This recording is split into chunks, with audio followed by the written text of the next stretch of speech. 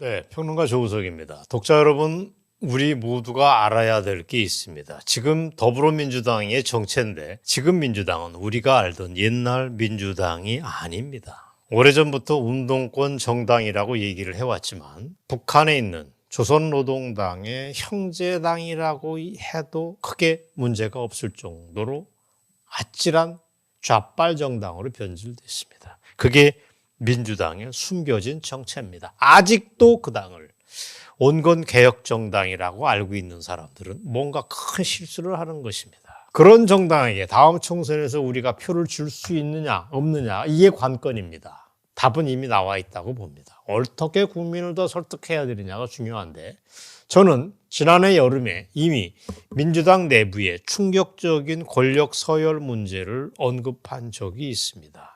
공당 대표라고 하는 이재명이는 권력 서열 넘버 2, 2인자에 불과하다. 바지저고리에 불과하고 서열 1위는 옛날 통진당의 이석기 동무라는 점을 제가 밝혔더랬습니다. 무시무시한 얘기입니다. 물론 증거는 그때도 말씀드렸지만 굉장히 많습니다. 그리고 점점 뚜렷해지고 있습니다. 현재 민주당을 뒤에서 움직이는 주축은 막가파 운동권인 경기동부연합과 한총련 출신이라고 하는 걸 우리가 알아야 됩니다.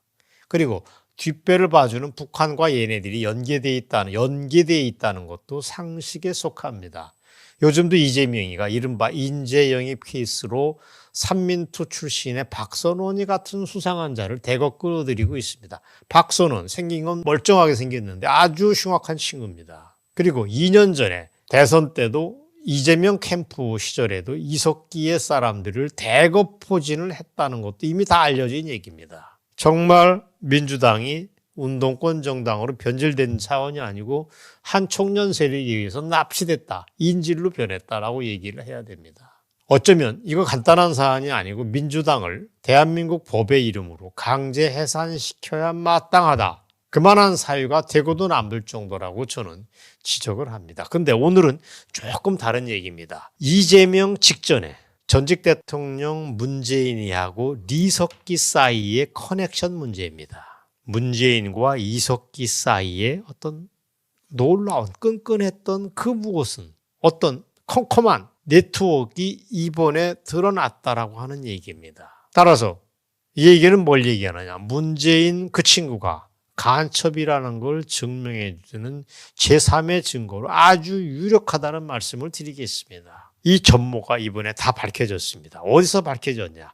새로 나온 책이 있습니다. 대통령이 된 간첩이라고 하는 책입니다. 저는 가히 핵폭탄급의 내용을 담았다라고 평가를 하는데 이 책 어디서 여러분 많이 보신 듯한 느낌이 드십니까? 그렇습니다. 2년 전에 나왔던 문재인의 정체라는 책이 나왔었는데 그 책의 저자 장영관이라는 분이 이 책을 썼습니다. 엄청난 작업이라고 제가 아주 높이 평가를 합니다. 그때는 장삼이라고 하는 필명을 문재인의 정체라는 책을 썼었는데 이번에는 본명을 아예 드러냈습니다. 잘한 일이라고 봅니다.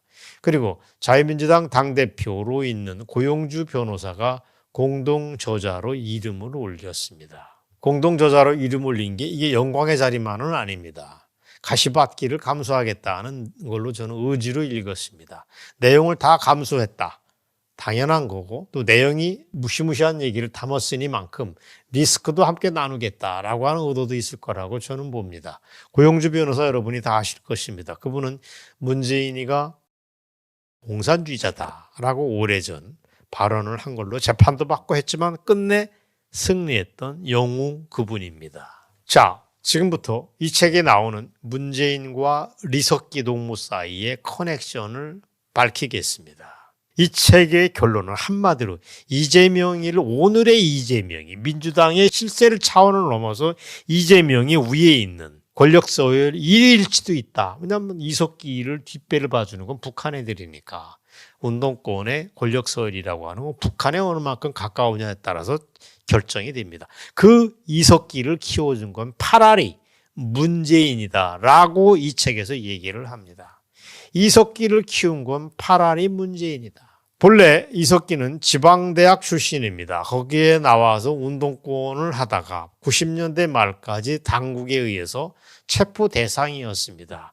그런 그자에게 덜컥 나중에 국회의원 배지를 달아준 것도 사실은 거의 전체가 문재인이 그때그때 정교하게 연출을 해서 가능했다라고 하는 게 이 책에 그냥 드러납니다. 이재명이가 당국에 수배되어 있던 사람이 배지를 다는 과정이 다 문재인의 연출 덕분이었다고 하는 얘기지만 그 리석기가 만든 통진당이 박근혜 대통령에 의해서 지금으로부터 딱 10년 전인 2013년에 강제 해산이 됩니다. 그래서 이석기가 감방에 갇혔었는데 그때 그자를 콕 찍어서 핀세트로 사면을 해줍니다.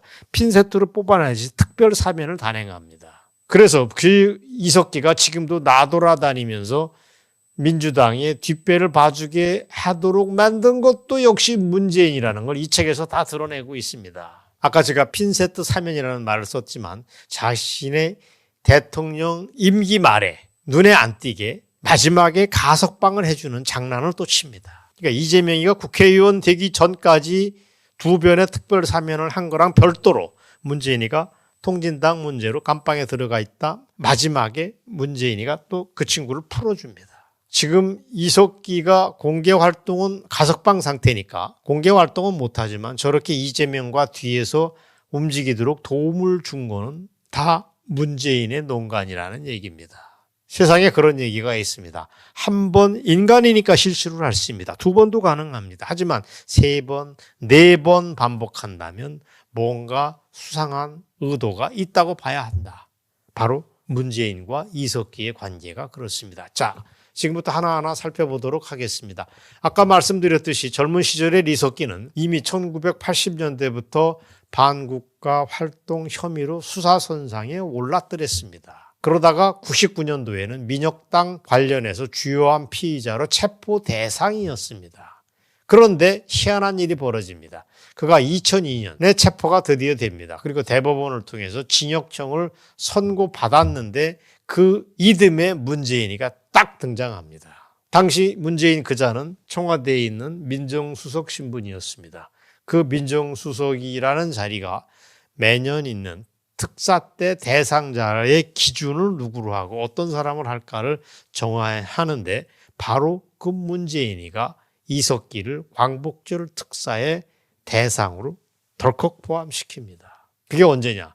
대법원에서 형 선고를 받은 지 불과 1년 뒤인 2003년도의 일입니다. 그 다음에 바로 2년 뒤에, 그러니까 2005년도에 또 한 번의 특사를 단행해서 이석기가 피선거권, 그러니까 국회의원 자격을 국회의원에 뽑힐 수 있는 권리를 부여합니다. 피선거권을 회복시켜줍니다. 이게 진짜 문제입니다. 한 정권에서 같은 인물을 두고 거푸 두 번이나 사면을 했다? 매우 매우 이례적입니다. 그리고 세월이 흘러서 지금 들여다보니까 야, 이거 뭔가 있구나라고 하는 생각을 안 할 수가 없습니다. 둘 사이에 문재인하고 이석기 사이에 뭔가가 있지 않고서는 도저히 불가능한 얘기입니다. 그래서 그 당시에도 2003, 2004, 2005년도 그때 당시에도 사람들이 수군수군 됐습니다. 하지만 또 다른 일이 터져가지고 뭐 그런가 보다 하고 넘어가고 말았던 사안인데 이번 책을 통해서 다시 한번 그 맥락을 가닥을 추려보니까 하나로 쫙 끼어집니다. 이석기가 활동하는 뒷배경을 다 연출한 거는 문재인 그자가 했다는 게 한눈에 확 드러납니다. 어쨌거나 그 결과 당시 리석기 동무는 풀려나와서 통진당을 만듭니다. 그리고 국회의원이 될 준비를 착착착 했습니다. 바로 여기에 국회의원이 되는 과정에서 문재인, 이석기 인생에 문재인이 또 한 번 짜잔하고 등장을 합니다. 그때가 언제냐? 2012년도입니다. 그때 총선을 앞두고 12년 전에 총선을 앞두고 이른바 야권연대라고 하는 장난이 벌어집니다. 이 야권연대는 뭐냐면 민주당하고 통진당 사이의 야합입니다. 즉 통진당에서 후보를 낸 지역에는 민주당이 후보를 내지 않겠다는 겁니다. 이건 뭐냐면 민주당에서 공천을 한 거랑 똑같은 효과를 내겠다는 겁니다. 이 동간을 이른바 진보 세력이라고 하는 빨갱이 애들을 원내에 집어넣기 위한 장난이었는데 이걸 주도한 게 백낙청의 원탁회의였음을 분명히 해두겠습니다. 그런데 그 뒤에서 백업을 해준 게 바로 문재인이라는 걸, 이게 오늘 얘기의 포인트입니다.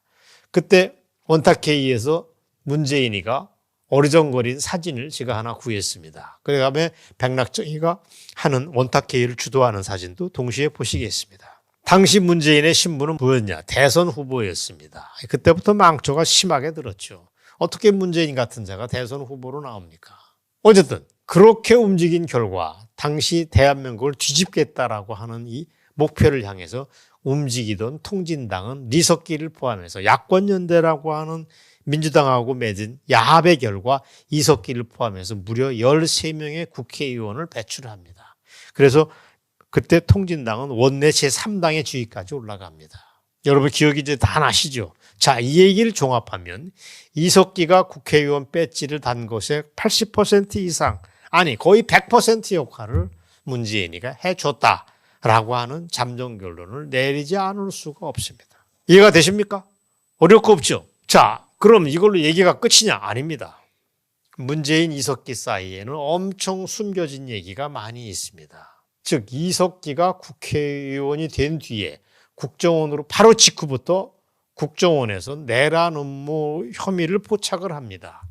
그래서 이석기가 국회의원이 된 1년 조금 넘어서 2013년 가을 그 무렵에 이석기에 대한 체포동의안 표결을 국회에서 했습니다. 그때 264명이 투표에 참여합니다. 그래서 255명이 찬성을 합니다. 압도적이었습니다. 264명이 투표해서 250명이 이석기는 체포해야 된다라고 찬성을 했는데 놀랍게도 문재인 그자가 기권표를 던집니다. 이게 아주 수상한 일 아닙니까?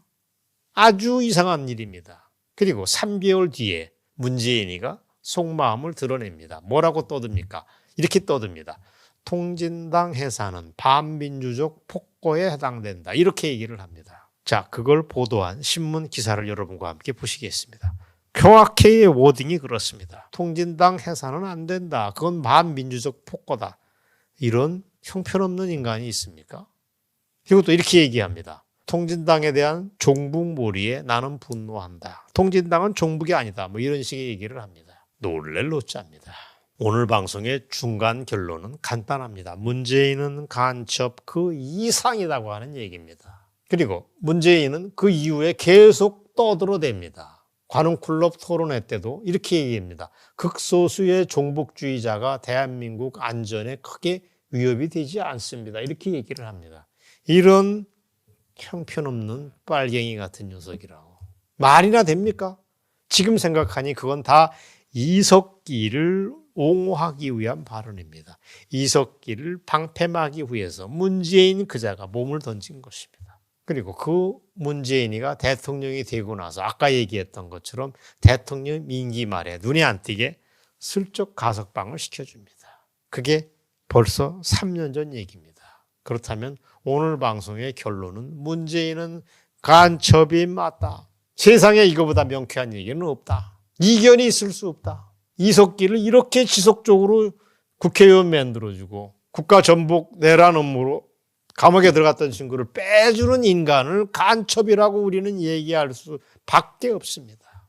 이 책을 간첩이 된 대통령이라고 하는 책을 제가 기회 나는 대로 여러분들에게 분석해 드릴 되겠다는 약속을 드렸는데 정말 그럴 만한 가치가 충분합니다. 자, 이 방송 마무리를 겸해서 제가 하나 물어보겠습니다. 그럼 문재인이하고 이석기 둘 사이에 권력 서열이 누가 더 높을까? 여러분에게 퀴즈를 드립니다. 문재인과 이석기 둘 중에 어떤 놈이 더 끝발이 높을까? 저는 당연히 이석기라고 봅니다.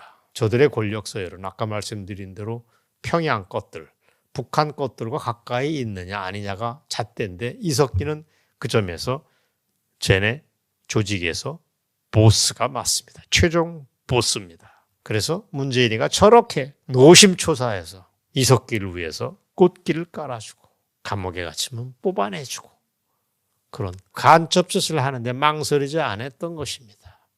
이제 문재인과 관련된 의문이 또 하나 우리가 풀렸습니다. 이 책을 써준 저자에게 우리가 존경하는 마음과 함께 박수를 쳐야 되는 건 그 때문입니다. 여러분, 오늘 방송 여기까지입니다. 감사합니다.